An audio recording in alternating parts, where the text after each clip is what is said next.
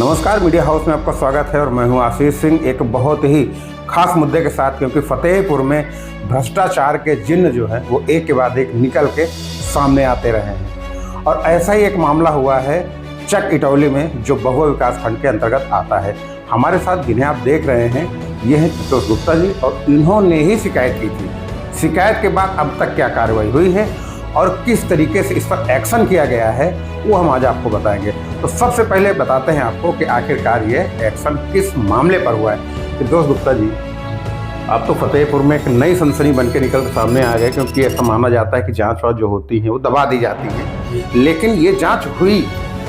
और जांच जो हुई वो किस चीज़ की जांच थी? जांच जो हुई है ये हुई है कि आवास में जो प्रधानों द्वारा पैसा लिया गया था और मनरेगा मजदूरी, श्रम मनरेगा मजदूरी जो हुआ है उसकी जांच हुई है। तो इसमें स्पष्ट रूप से लोकपाल महोदय द्वारा आदेश दिया गया कि दोषियों के ऊपर एफआईआर संबंधित थाने में कराकर रिकवरी करा के आदेशों का पालन किया जाए।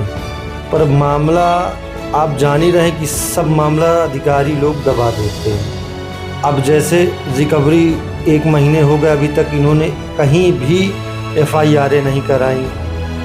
अब सौ की सीधी बात, सीधे मामला चल रहा है ना कि जिला प्रशासन द्वारा पक्षपात किया जा रहा है। भाई अन्य गांव में आप तुरंत एक्शन ले रहे हैं, चक इटौली का नाम सुनते ही संविधान आपके लिए कुछ नहीं है, नियम कानून कुछ नहीं है, बस चक इटौली में पता नहीं आप लोग एकदम से जितना जिले मतलब प्रशासन है जिले का, वो चक इटौली का नाम सुनते ही लगता है कि कोई परमाणु बम पे हाथ नाम आ गया, इसलिए एकदम बैकफुट में आ जाता है। अब मामला ये है भाई, प्रधानपति एक तो पैसा खिलाता है अधिकारियों को, जैसे हमारे यहाँ डीसी मनरेगा करुणाकर आदिब जी, ये तो मान के चलिए जब से ही आए तो इन्होंने मनरेगा परसेंटेज का भाव ही अलग कर दिया है, बढ़ा दिया है।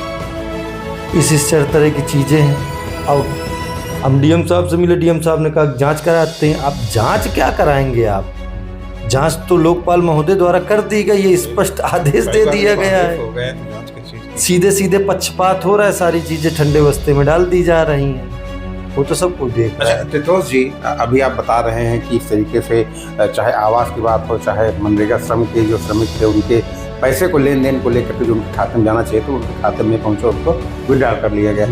क्या इस तरीके का मामला फतेहपुर जिले में कहीं और भी आया है, और अगर आया है तो क्या उनमें कोई कार्रवाई हुई? अब हमने आप सभी कहा जिला प्रशासन पक्षपात कर रहा है, उसके बाद संविधान बाबा भीमराव अम्बेडकर जी ने एक बनाया था, परंतु हर जनपद के अधिकारियों द्वारा अपना अपना संविधान बनाया जा रहा है। अभी हाल में सरकंडी ग्राम पंचायत जो सोथर विकास खंड में हुई है, सनसनी सेम मामला था पूरे का। यहाँ कुछ नहीं हो रहा है, सरकंडी में तुरंत एफआईआर, तुरंत गिरफ्तारी। तो ये तो पक्षपात हुआ ना, सीधे भाई, ये तो पक्षपात की एक मिसाल है भाई। सेम मामला है, हमारे पे मामला घुमा दिया गया, बस ठंडे बस्ते में डाल दिया गया और सरकंडी में निपटा दिया गया। तो ये तो पक्षपात है। अब पैसे का पक्षपात है कि दबाव का पक्षपात है कि क्या पक्षपात है, ये आप भी जान रहे हैं। तो इसमें ये अगर हम बात करें चक इटौली की, यहाँ पे कितने लाख का मामला निकल के सामने आया है, चाहे प्रधानमंत्री आवास की बात करें और चाहे मनरेगा श्रम श्रमिकों की बात करें? अब ये मान के चलिए कि 8-10 लाख 7-8 लाख रुपए का मामला तो आया ही है, परंतु आया है, पर ये क्लियर कैसे अब ये अधिकारी कोई कार्रवाई करना नहीं चाह रहे हैं। दूसरी ग्राम पंचायत का होता तो अभी तक एफआईआर करा के प्रधान को जेल वेल भेज के सब कुछ निपटा देते, परंतु चक इटौली में ऐसा क्या मोह है, किसका दबाव है, कि कितना पैसा अगर अधिकारी लोग लिए हैं कि भाई डीएम साहब को हमने प्रार्थना पत्र दिया, एफआईआर कराई जाए, डीएम साहब ने अक्सरित कर दिया, डीसी मनरेगा महोदय को कर दिया, डीसी मनरेगा महोदय अपनी खाना पूर्ति की कि प्रथम अपील कर दी गई है, मतलब प्रधान द्वारा। सरकंडी में कहा नहीं प्रथम अपील करा, उसमें डायरेक्ट एफआईआर खुद ही आप लोग बन गए कि आप सरकंडी में वही चीज़ करा देते आप, कि सरकंडी में वो ब्राह्मण था इसलिए आपने उसको निपटा दिया, उसके पास कोई मतलब पीछे से पैरवी करने वाला नहीं था, उसको निपटा दिए आप लोग। नहीं तो एक पक्षपात क्यों कर रहे हैं? हम तो डीसी मनरेगा महोदय से कहीं ना, आप पक्षपात क्यों? सरकंडी में रोक लेते ना आप, सरकंडी में प्रथम अपीली सरकंडी प्रधान का पक्ष सुनने के लिए थोड़ा सा आप लोगों को रुकना चाहिए था, पर आप लोगों ने उसका पक्ष सुना ही नहीं। क्यों नहीं सुना भाई? आपने सीधे सीधे पैसे लिए, एक तरफ पक्ष सुन रहे, एक तरफ पक्ष नहीं सुन रहे। वहाँ तो सीधे कार्रवाई कर दी, सीधे FIR करवा दिया आप लोगों ने। तो अब ये एकदम जैसे योगी जी का, एक हमारे महंत जी हैं, योगी जी मुख्यमंत्री हैं उत्तर प्रदेश के, उनका सीधा है कि किसी के साथ पक्षपात नहीं होना चाहिए, परंतु उनको योगी जी का किसी को भय ही नहीं है। वो कह रहे सब मैनेज है मामला। अब पता नहीं कौन कहाँ कहाँ मैनेज कर रहा है, किस किस चीज़ से मैनेज कर रहा है, पैसे से मैनेज कर रहा है कि फ़ोन करा के मैनेज कर रहा है कि नेताओं से मैनेज करा रहा है, ये तो समझ में नहीं आ रहा। नहीं सीधे सीधे पक्षपाती तो आप बताइए, सरकंडी में क्यों इन्होंने करा दिया FIR? जिला प्रशासन ने न कराते, उसको भी एक मौका देते, सरकंडी को भी सुनने का, जिस तरह चकिटौली को आप मौका दे दिए। जनता त्रस्त है, अधिकारी मस्त है। अब ये भी एक चीज़ कह सकते हैं कि सैया भाई कोतवाल तो डर का है, तो मामला वही चल रहा है। भाई हमारे गांव में कितना भ्रष्टाचार लेंगे? वही डबल पैन कार्ड धारक प्रधान है, वही ग्राम पंचायत की प्रधान है, वही ग्राम पंचायत की ठेकेदार है। भाई कितने, भाई आप प्रधान द्वारा अपने पुत्र के नाम शौचालय दिया जा रहा है, प्रधान द्वारा राशन 200 रुपये हर महीने उठाया जा रहा है, प्रधान द्वारा आपदा राहत सहायता का फर्जी तरीके से पैसा लिया जा रहा है, प्रधान द्वारा अपने बच्चे के खाते में 6500 रुपया लेके स्कूलों का कमीशन लिया जा रहा है, ऑन अकाउंट लिया जा रहा है। कितनी धज्जियाँ बिगाड़ेंगी? ये तो सरकंडी तो कुछ नहीं, सरकंडी 100 गुना है, पर यहाँ किसी का ध्यान नहीं। और सारी चीज़ें DM महोदय, CDO महोदय के पूरी संज्ञान में है। अच्छा एक चीज़ ये बताइए कि ये जो जांच वाँच आपने जो करवाई, जिस तरीके से लग रहा है, आप बता रहे हैं कि इनकी जो इसमें जो आरोपी हैं, आरोपी पूरी तरीके से हावी हैं आपकी जांच पे, आपकी जो बातों से जो निकल के आया कि कार्रवाइयाँ नहीं हो पा रही।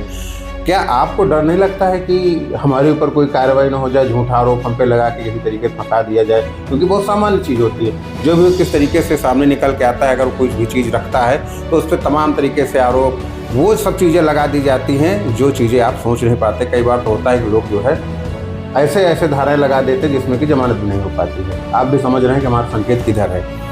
क्या लगता है आपको, कभी इन सब चीज़ों से डर नहीं लगा?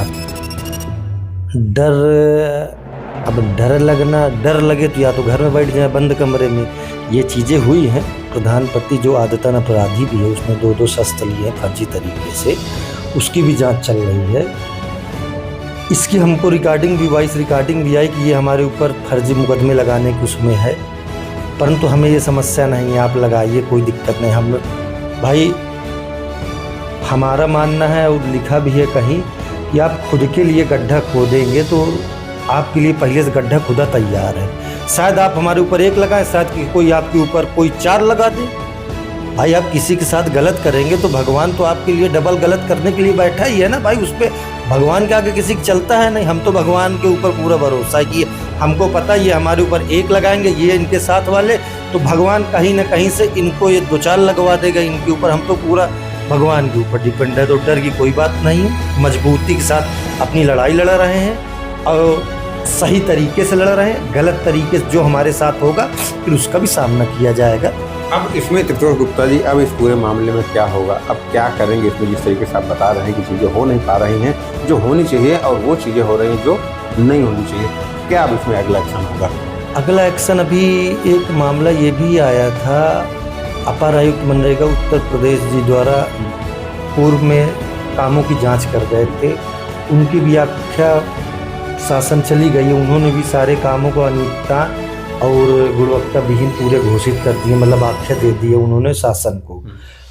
अब ये दोनों आख्या आ जाए, उसके बाद एक ग्रामवासी लोग, DM साहब ने कमेटी बनाई थी 16/12/2025 को, वो भी जांच कमेटी आ जाए। अगर जिला प्रशासन नहीं करता है तो कार्रवाई नहीं करता है तो समस्त ग्रामवासियों के साथ लखनऊ मुख्यालय पे सब लोग आत्मदाह करेंगे।